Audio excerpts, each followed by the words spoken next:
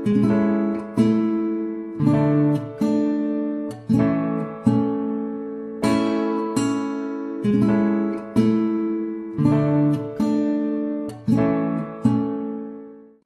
you doing? Yeah, another day in paradise. That's what we say. We say it with a lot of sarcasm. You know, come here and we work, the economy goes to hell, you lose your job, you're out here holding a sign. Because you gotta eat. Everything I own is right here. Everything I own is right here.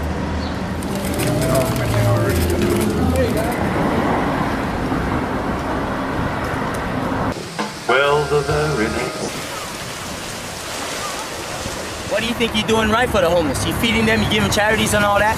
How about solutions for other people to understand where you can give a homeless people a commission of 2 years of working under labor to learn apprenticeship and give it housing? Now there's a solution in that. Not give him food, not give him easy access. Help him for God's sake, no matter what. No matter how he looks. Come on. Hey everybody. Today we're going to be presenting about poverty. Okay, let's begin. So what is poverty? I don't know. What is it? According to DoSomething.org, poverty is basically lack of funds or resources to not meet human needs. So human needs are anything like food, water, or basic necessities such as clothing. And nearly half of the world's population, more than 3 billion, live on less than $2.50 a day around the world. And more than 1.3 billion live in extreme poverty, which is defined as living on less than $1.25 a day. Challenges that people face that cause them to become put into poverty, but most of them are born into it. So roughly 384,000 people are born each day, and roughly 150,000 will be born into poverty. Poverty occurs due to lack of money due to employment, unfair wages by businesses, government failure to render aid and help those in need, and many more.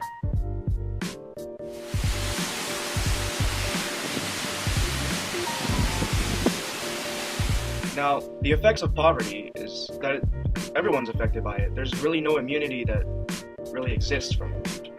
Personally, you'll eventually have to pay higher taxes to support those in need. Now, for the governments, they have to devote over half of its GDP in support of welfare programs to help those that are living in poverty. Continuing on, the poor themselves face a constant battle to gain education, healthcare, food, and water. And their life expectancy is drastically lower than those who aren't poor. So as you can see from this map as well, most of the poorest countries are concentrated in Africa and mostly the Middle East and South America.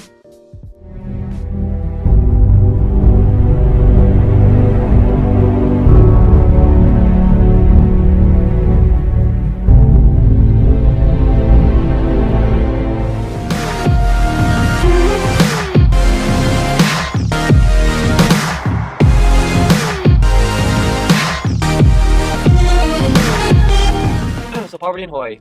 Roughly 70% of children and 27% of single families in Hawaii live in poverty. Roughly 50,000 children live in or below the poverty line. An estimated 12,000 people are homeless. Hawaii is one of the highest percentages of people living in poverty, and it is ranked the 7th highest in the US. There are many causes to the poverty in Hawaii, which include the high living expenses, low minimum wage, lack of jobs, education, and the large amount of substances of alcohol abuse in Hawaii. Poverty in the United States as a whole. The US lists the poverty threshold for a single parent with one child at about $15,142 and a family of 4 at $23,834. Native Americans collectively make up the poorest, least educated, and unhealthiest minority. They do suffer from a growing wealth gap in the US, where the top 1% hold 40% of the nation's wealth, where the bottom 80 own just about 7% of that. So the U.S. government has many programs and opportunities to help end or lessen poverty.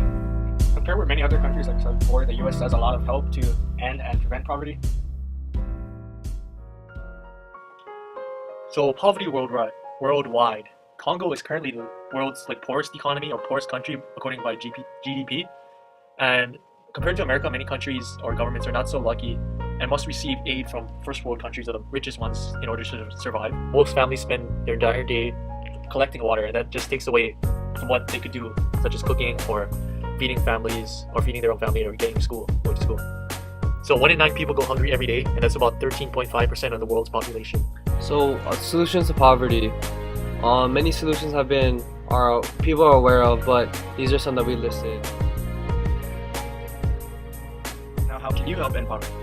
There are several already thought of solutions to it, which we've listed here, such as bringing home lunch and using the money to donate to organizations which help the poor that you could have been spending on lunch at school. You can sponsor a canned food drive and donate it to food banks that distribute it to those countries that need help. By being aware and helping spread the issue of poverty, it'll raise awareness for all of those who really don't know much about the issue and maybe even change their mind in how they treat it. You could sponsor an orphan or a child in need, giving them the same sense of care that they would get from a parent or a relative that they don't have. You could volunteer at maybe the Salvation Army or at those food banks. You can shop at Savers or Goodwill so you don't have to spend so much money on brand name clothes, because who knows, you might find something in those stores that are just as good as what you find in those high-end retail stores like Zumiez or Macy's or PacSun or any of those places. And buying fair trade products are also a good way to help end poverty. There are also a lot of agencies that help end poverty. Meals on Wheels, Association of America is one of them.